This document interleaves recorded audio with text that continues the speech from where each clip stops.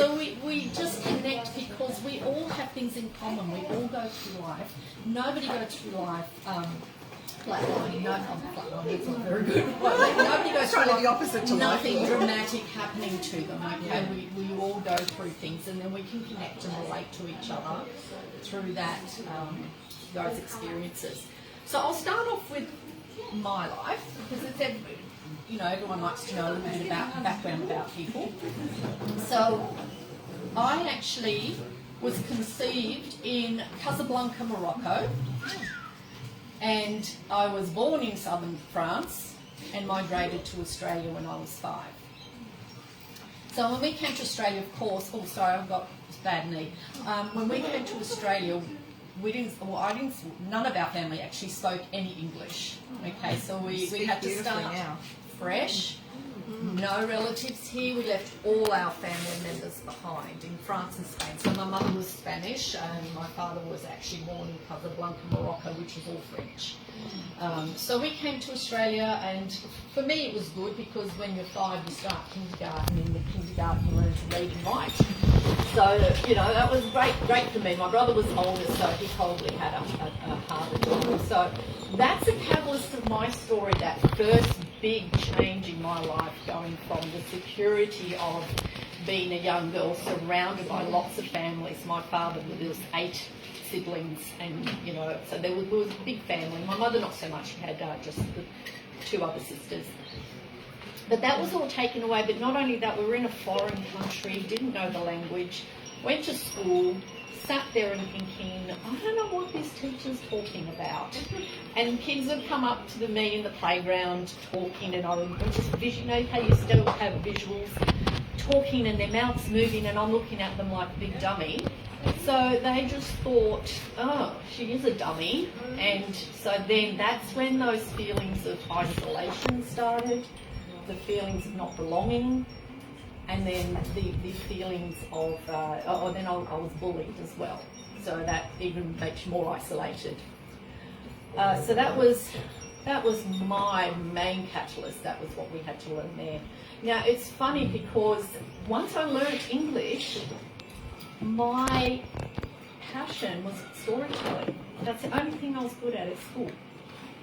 So today I want to sort of go back to childhood because, talking with you, Lynn, and you were saying about, a lot of the times our gifts, we get given gifts or passions in the childhood, and then we forget that, because if you think of a baby born with the brain's a clean slate, okay?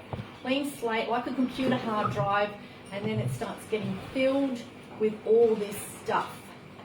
And some of it can be negative and some of it can be positive, but we start to get a sense of the world. So the world starts to either taint our thinking, or even if it's a positive influence, what happens is you might have the most beautiful positive childhood, and then you get to an adulthood, and then you might be with someone that destroys you or abuses you, and you think, but what happened? Like, your perspective of life was supposed to be wonderful in this fairy tale Cinderella story.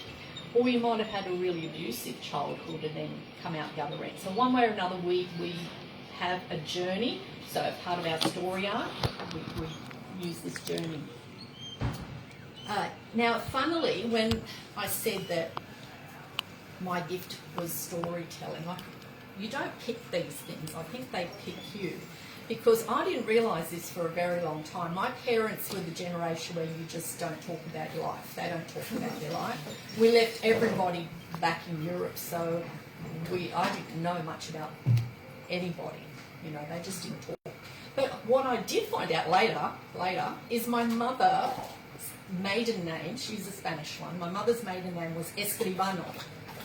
Now, in Spanish, escribir is to write, coming from the word scribe, right? So I just thought that was bizarre. That was my only gifting, and that's that's the only thing I'm really good at. But I did, well, it is really. But what I'll do, actually, I was going through some things, when I did a master's degree, and of course you have to do lots of writing for that. And recently, actually, I used to tell this story a lot because it has impacted me very deeply throughout my whole life to this day. Really, but I didn't realise that I'd written about it as part of my uni assignment. So do you mind if I read it to you? Sure. And I really don't want to offend anybody with this, but it's just truly how I felt, and still do actually. It was a very big another catalyst in my life. So it's called Aging. I better put my glasses on.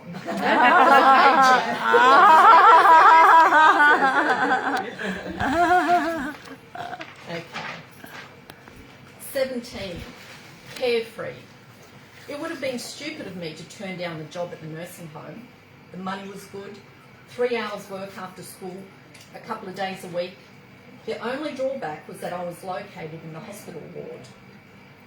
There are images I carry with me to this day that I can't seem to shake.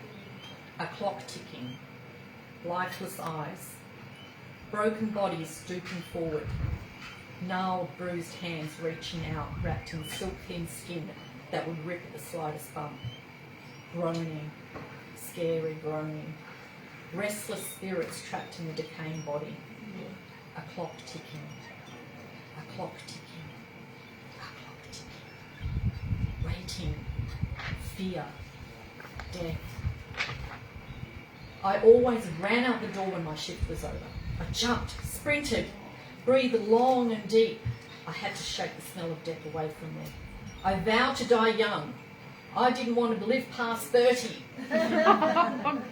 The hubris of the young. I had no fear of death. I lived recklessly with the thought that if death claimed me, it would be quick and painless while my body was burning with energy. The clock still ticks. I'm 42. Not now, but when I wrote this. Still here. I need to see my kids grow up.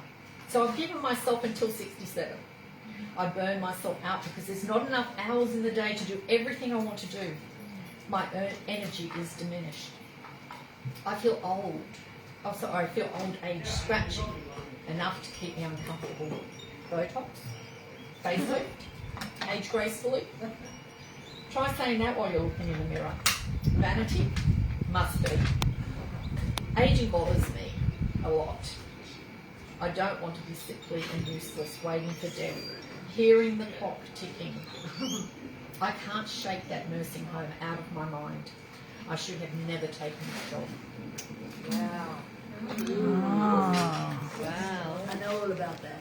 Yes. Powerful. They could have put me in a good ward, but it was very, very traumatising. So I learned a few things from that. From that, number one, I learned to never do anything for money. To never put money as a priority for what I do. And I also learnt to look after myself so that I can be in the best health possible. That was valuable to me. I watched my mother die of cancer and she was not healthy and did not look after herself. But anyway, I won't get past the point. By the way, we are journaling in a little while, so I'm going to get you to all journal. But just, so that was another catalyst in my life. Now, what I want to do, we're going to connect back to our childhood. Okay, so that first bit, when I was at school, I didn't know that language, these are things that start to form form things in yourself. So then I became very, loved acting. I wanted to be an actress. Okay, so I fell in love with all the Hollywood movies, the old black and white movies, because I'm getting old too. But I fell in love with all that, and I really wanted to be an actress. So I wasn't allowed to pursue it when I was young. I wasn't allowed to dance. I wasn't allowed to tap dance and all that. I wasn't allowed to do that because my dad just didn't think it was appropriate, showing off your legs and all the rest. He was extremely strict. But I did get into that in my 20s and then just, kept going for a while. But the thing is that wasn't my gift. I mean, I was always writing, okay, because a lot of the things that I did, I was teaching drama because of the working in the industry. So then that prompted me to write my own plays, and then they won awards, and then I was commissioned to write for educational books on filmmaking and theatre production. So it did sort of move forward. But you see the thing was the writing. The writing was my gift, but I was ignoring that because I was seeking the acting. Why was I doing that? Why was I doing that? Was it to seek acceptance? What I wanted people to like me, to accept me, to love me. It was a void that I thought I wasn't good enough because of that childhood. Primary school was pretty awful because I was bullied. What I used to do is just go into the library and sit and read books. So I had no business in the acting industry. Yes, I loved it, it was a fun ride, but that wasn't my gift. So we need to go back to our childhood. If we lose our way in life, which, some people do, like me, and you're just going down different paths. Yes, I still had my writing in the background, and I was doing, I did copywriting. I set up a business in 2002 and did copywriting, all that, just bread and butter stuff. But I ignored that, and I sought something that was really, the acting was self-seeking, that didn't serve anybody. Okay, I was trying to fill a void. So what I'm trying to get at, my point is, that if you lose your way, go back to your childhood and see what was it that you loved, because you weren't tainted as a child, you just naturally allowed your gifts to just come out. That's the clue, I think, the big clue.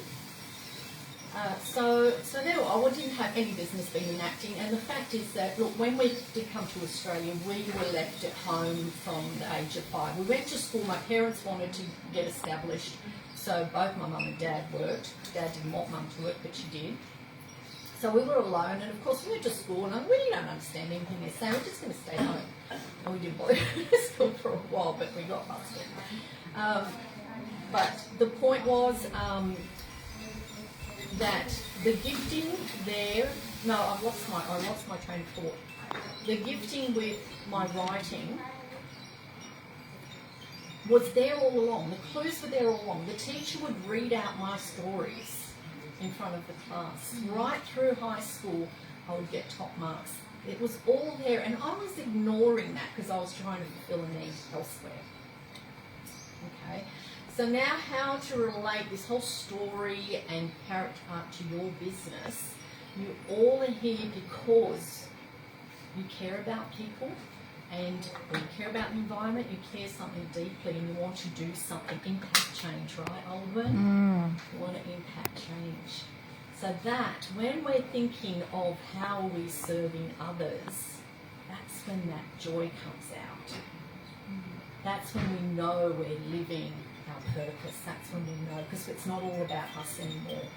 It's about how am I giving back.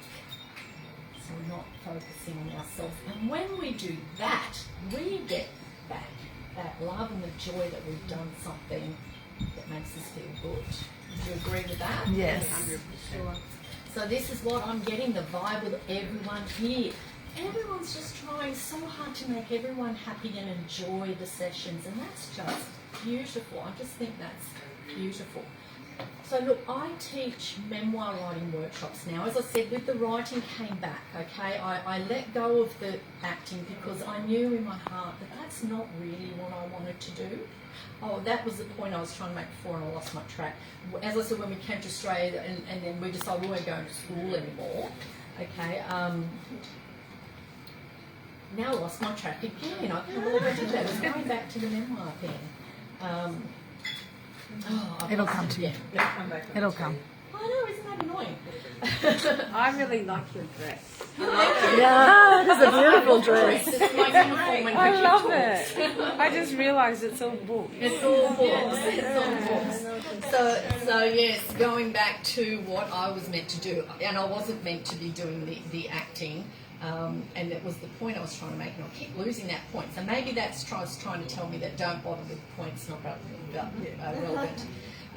But your stories are relevant, and the reason why started, I still love entertainment. I still love the entertainment industry. Okay, I still love the fact that the storytelling part of it. But I like true stories. So I've interviewed hundreds of people, and my book was a combination of true stories, but each character was actually a true story that I've just turned into a fictional book, but they all suffered those things. And the funny thing is that when you start to write, what's deep in your heart comes out in your characters. You don't think so at the time, but it starts to come out. And things that are true to my heart has come out, especially abuse of women and children, sexual abuse. That's very dear to my heart because it happens to way too many people, women, children. So I find that these things do come out in my writing. But as I was writing, I thought, right, I wish people would write their stories down. First of all, my family, my parents, they were the only two relatives, as I said, here in Australia. Yes, we did go backwards and forwards to visit our family overseas, but I really didn't know anything about them. They didn't talk. My dad, I know, fought in the war in Algeria, and my mother, his father died when she was 8, and she was put into a convent, and the nuns beat her until she hated religion, and just was really, and that's virtually all I knew. But they died and I just want to know their story, and it's gone. You still don't know? I don't know, because they wouldn't talk. They told me bits and they wouldn't talk. My dad's the same. I know nothing about my dad's Yeah. family, not a single thing. And that is who you are, isn't it? I'd That's love who. to know. It's funny that the dads are the ones that you don't know much about. I don't know that much about my dad. He's never talked. They don't talk. Yeah. I actually gave him a book that I found on Amazon saying, Dad, I really want to hear your story. And Yes. it's all blank pages except it's got questions on Yes. it. You can fill it out to his Yes. letter. He said, you'll get it at my funeral. I was like, okay, Dad. Yes. And that is why I'm so passionate about hearing people's stories, because If he remembers. you think they're not important, and I thought my story was, it's boring, it's not important, and you don't have to write it for the public, but it's important for your children if you want to just keep it private, because some people are not comfortable being open. But what it does is it strips you bare of who are you. It strips you bare and it makes you dive deep into who you are. Now, who you are changes, because I'm not the same person I was 10 years ago, 20 years ago. In fact, I kept a diary. Started off with a diary when I was 11, but it went to A4 books as an adult. And I read back on those and I think, oh, who was I? Who was that person? I don't know. I mean, look at that, what I just wrote. Who imagined at 17 that you think 30 is old? I didn't want to live past 30. How's that? So this is the thing, how you think changes, so who you are changes. Same as a storyline, so your character changes along the storyline. As your business, it's the same thing. You have a story arc. Your customer is the protagonist in your story. They come to you with a problem and you navigate them through, so they become, from when they come to see you, they become different to when they finished seeing you, if they have sessions or whatever. So, and also your business will die with you unless you're going to carry the next generation, your children, or if you don't have children, who's going to carry that legacy on of what you did live? Beautiful time to be writing something, but from the heart. From the heart. The struggles, what you're passionate about, everybody has a beautiful story, but all it is when you're writing your memoirs is it's allowing other people to walk in your shoes, because we are so quick to judge others, but we don't know what their life was. We don't know what it's like to walk in their shoes. And children, when they were babies and they had this beautiful, clean car driving their head, they didn't grow up thinking, well, when I grow up, I want to be a drug addict, or I want to be a serial killer, or I want to be a prostitute. They didn't grow up with that. Things happened to them that changed the course of their life. Right? So our stories are our footprint on this earth. Our stories are who we become. So we're a product of our childhood in a way. So it stems back from the childhood. If you're ever not sure about what's going on why are you making these decisions? Look back to your childhood.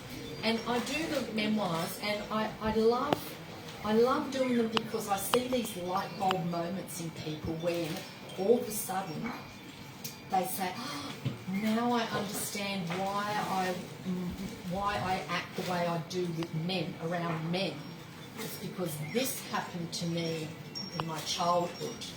So they have these light bulb moments that make them realise, okay, I understand now. Because if we're just living our life, we're not digging deep. We don't want to dig deep. It's too scary to dig deep. But we keep making these decisions that are, why are we making the same old stupid decisions and getting nowhere? You know, so back into your childhood. That's why it's very therapeutic in a way, but it's a fantastic business tool. I mean, you think of things that happen to people. I don't know if you heard the Barefoot Investor. Yes. I mean, that's not a memoir, but I mean, his house blew down, burnt down, and then he wrote like, you know, this very simple way of relating to people in this, you know, in a financial book. But you see, you're passing on your knowledge. Something terrible happened, but you learnt a lesson and you want to share that lesson with others. You know, so the lesson I had with this stigma I had about aging, because I was put into this nursing home that was where people were dying, and it just really badly impacted me. So, you know, you want to understand these things. You want to share your knowledge. You want to get through that. And I know I don't have a lot of time, so I did want to do some journaling to ask you some questions. Who's keen on that? Yeah. Yes? Okay, so let me, I'll put my glasses back on. Everyone got notebooks?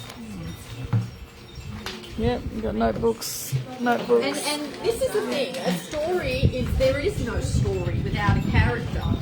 The character is what drives the story.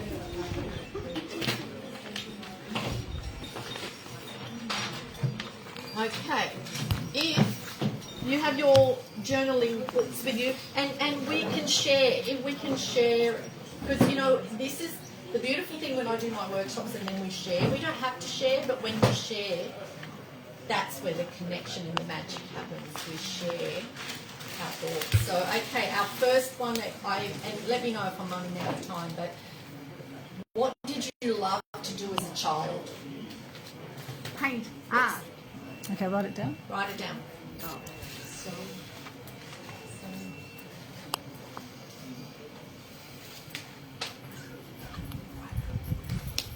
Do you want a piece of paper to write? What did you love to do as a child? We've got notebooks actually. We've got notebooks down here in the box, so just near my bag, just grab a notebook.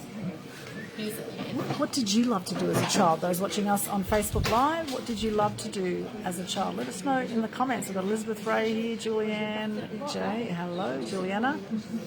Hello. What did you love to do as a child, Lynn? I'm going to get a sneak peek. Run free in the bush tracks. Oh, run free in the bush tracks naked. Amazing. Wow. Oh, yeah. Naked, whatever. What about you? What did you love to do?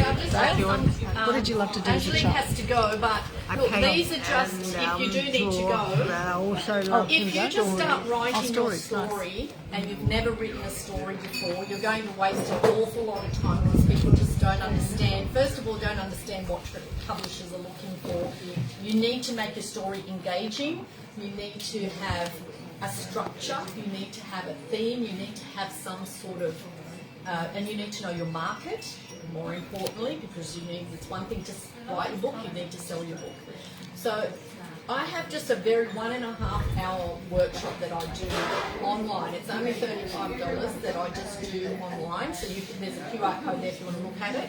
And then with Writing New South Wales, I do a 4-week, and there's more information on the back, but I do a 4-week one so that once you've got your structure down for that 1.5 hour class, it gives you things that you need to think about. What do you want to make? What is your story about? First of all, a memoir is not the same as an autobiography. A memoir is a slice of your life. Then you might want to, all you want to talk about is your work, you know, what you do with your work. You might not want to talk about the fact you were a ballet dancer when you were young and you did, then whatever. I'm making it up, obviously. But That's my I'm saying? sister. It's a slice of your life of what you want to share with people because it's the knowledge that you have and you want to share it. You want to say, and you want that legacy to move on. Not only that, I mean, if you decide to publish it for commercial purposes, that you get a legal deposit in the libraries, so that's there forever as a part of Australian history. That's why I'm passionate for people to tell their stories, because I tried to write the book and nobody had written things. It was so hard to work out. Nobody even knows what vaudeville was back in the 1920s and things. They didn't know anything. So I had to dig up all this stuff, read hundreds and hundreds of books, all the newspaper clippings and everything. So that's why I encourage, don't let it be forgotten. This is like a forgotten thing. Vaudeville, people don't even know what it is. It's forgotten. Had I not written about it, people wouldn't even know. People that have read that have said, oh, I never knew that about Australian history. I never knew what... Can you use a dictaphone? Yes. So there's different ways of doing this. That you can use a dictaphone and have it translated into text. You can also do it as a digital storytelling when you've got your photos and things of your life, like a bit like you do with documentaries. Yeah. And you can just do a voiceover, like you have, you're explaining things that way if you want a more visual. It's just important to have it documented. My life docker. It's your legacy. It's your legacy. So Angelique, that's if you want to do the QR code that, just you can have a look at that. But anyway, that was the first question. That was just the 1.5 hour one, and that one's the 4-week one. I'll be talking to you. Yes. So all right, that was the first question. The next question. Who's finished first question? Yes. Okay. Second question. What was the first catalyst you recall that changed your childhood? Oh. First catalyst that changed his childhood. Mine was migrating to Australia. That was major in shaping my thoughts. Sorry? Knowing or in single memory? That's interesting. Whatever you think. Whatever you think. It's your story. So whatever you think. But something that impacted you. See, with stories, we want things that impact us, and how did we react to that? Did we grow and become a stronger person? Like, I became very independent. That's what I remember now what I was trying to say.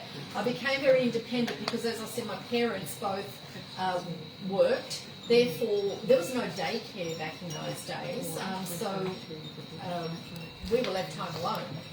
And we were left home alone, come home and make our own dinner and all the rest of it. So back then it was called latchkey kids. So we were latchkey kids. We were always alone, left alone. Pretty dangerous and pretty awful things that happened, almost happened. Burnt the house down twice. Nearly burnt the kitchen down. Didn't do the whole house, but so a few stories there. So who's finished that second question? Okay, we don't have much time. How long do you want, Dal? I just thought if we did some of the questions we could share, but if we've only got 5 minutes. So we're only running an hour behind time if you finish in 5 minutes. 5 minutes? That's why we were thinking, Okay. but if you want longer, we'll just... It's up to you. This is for you.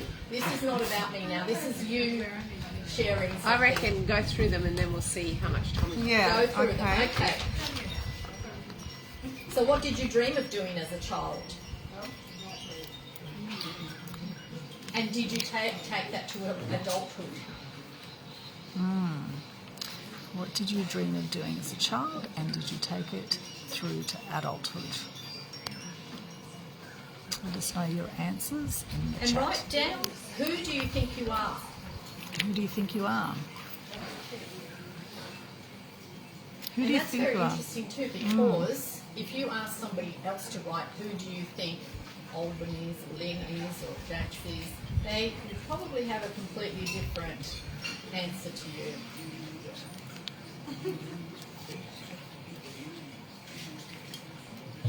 What are you passionate about? What are you passionate about?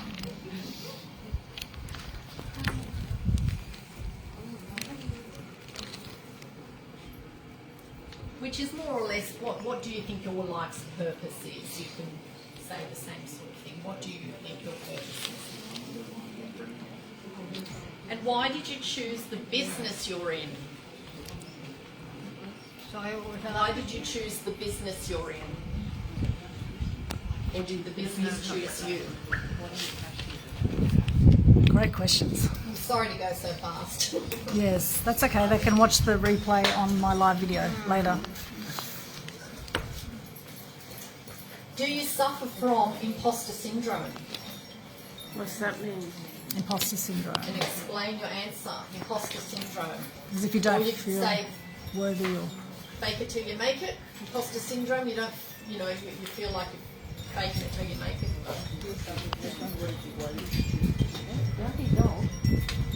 It's like, where do you feel you're not being real? Imposter syndrome. If tomorrow your business, your client, your title, your status, your income all disappeared, who would you be?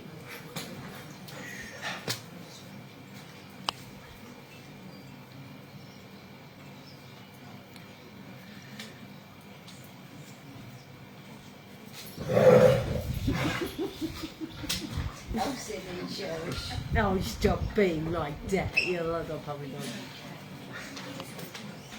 Sorry, I'm writing very fast on these people, but this will be the last one.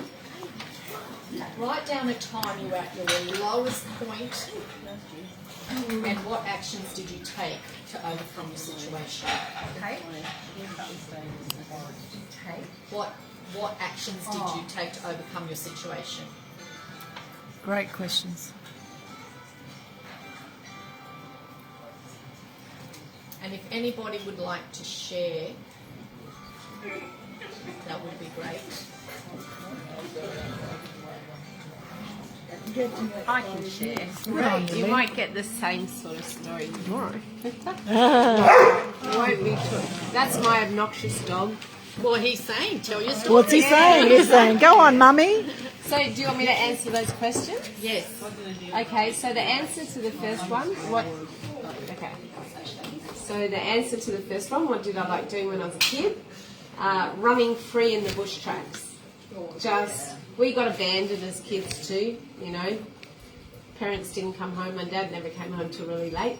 My mum was always working, so we were just bush kids. Second one, what really changed my life?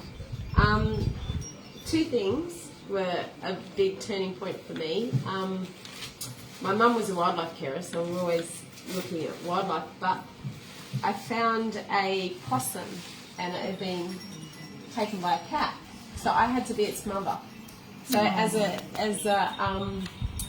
these were both probably in early high school, and so I used to get riddled at school. Oh, you've got a possum for a baby. I go, yeah, I do.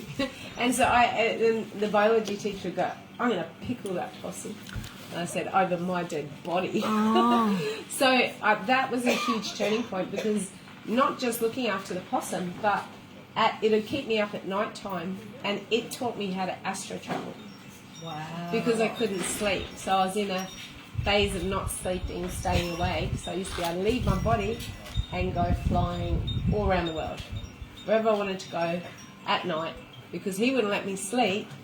So I just went, I may as well go do something. So it taught me so much, ridiculous amounts, and the same with the bat that I had to care for as well. It taught me that the world's not about me, the world's about so many other things, and animals get the short straw. So that's steered me into my work. My dream, I was always on a white horse Pegasus. And I was a princess. My white horse Pegasus, going up into the heavens, into the clouds. So that was my dream.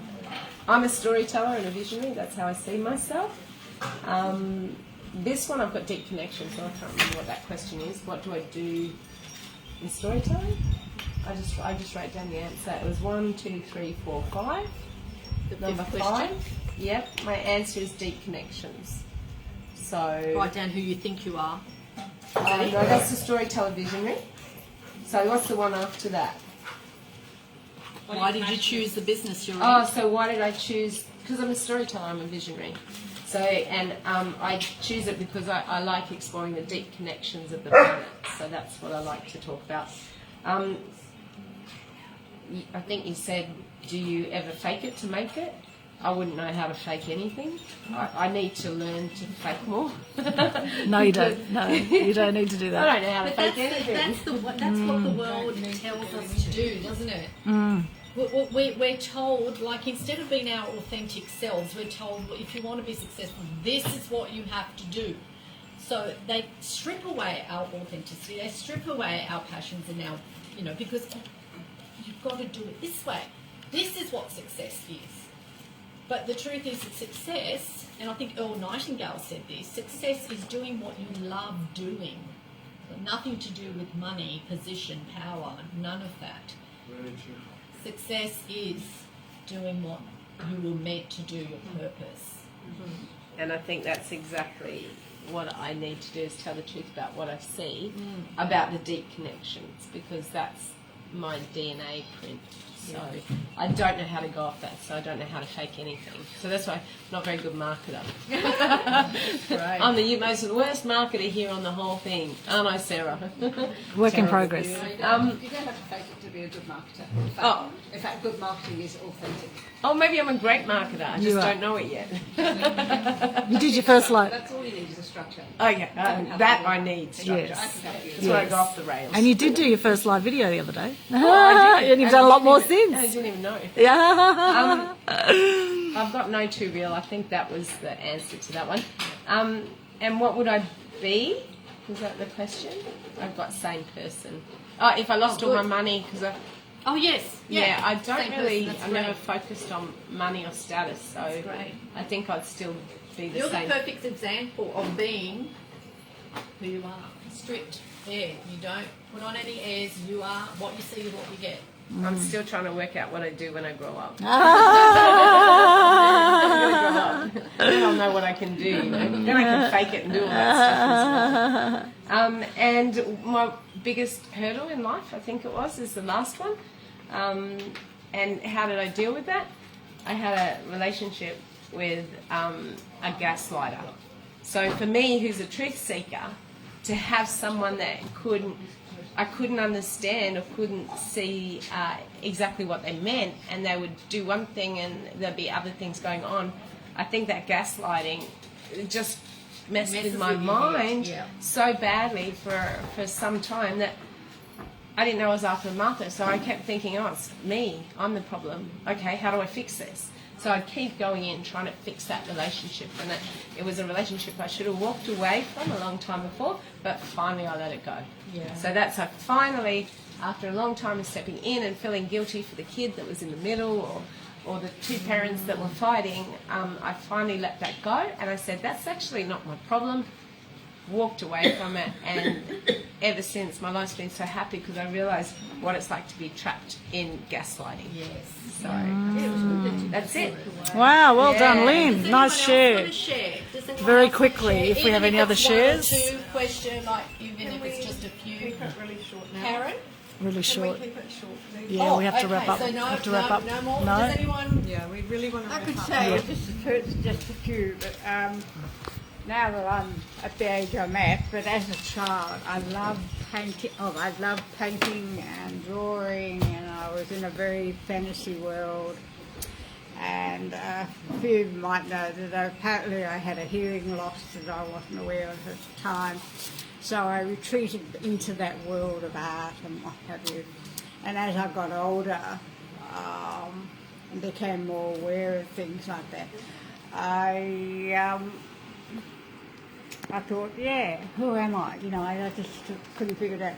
But now that I'm at the age I'm at, I think, wow, I've really lived out what my childhood queries were. So I'm still in art, I love it, I do all my creative work. You knew that So from it was childhood very too. evident that my art was my gift.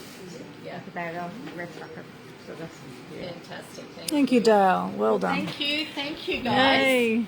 And I have my special edition book if anyone is interested on entertainment industry, the showbiz in Australia, and my memoir workshops if you want to. There's a bit of information what they cover at the back. I'll just leave them at the table there if you're interested. Is that your how you structure that one? Well, How you structure? this is just your very basic ones. It's only $35. Yeah. But you get a whole idea of picking themes and structuring your, whole heap of things that you need to do. There's plotters and pantsers, right? We want to be plotters. Because if you start going all over the place, it's going to take you a lot more time to get it fixed all up so that it's flowing beautifully and it's engaging and working well. And then there's the forward one that you don't do at your own pace. So it works sort of within the forward, but you don't have that. It's not a live one, so you do that at home. Well, thank you guys for Thank you, Jacqx. Jacqx Melilli. Jacqx Melilli, day 2 of the Impact Change Retreat. All of that story.